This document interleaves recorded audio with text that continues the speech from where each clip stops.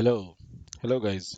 Today we'll see how to reset our network settings if something wrong happens in our operating system. How to reset everything. So let's begin. Just go to Start button, right click on uh, command prompt, run as administrator. If you don't find command prompt here, just go down, go to Windows System, right click here, and go to run as admin. From here, just open these commands for network reset.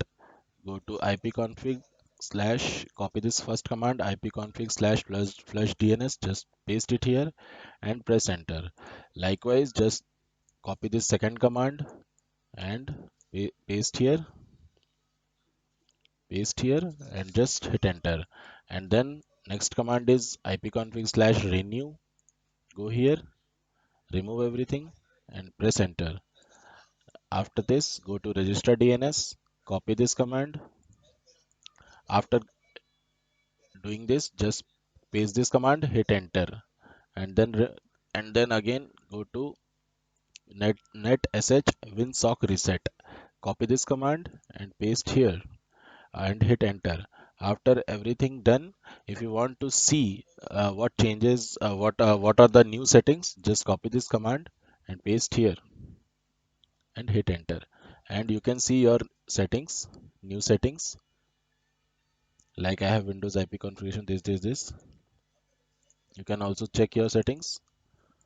So this is the way to do that. There is one more way to reset, that is you can go to all settings, you can go to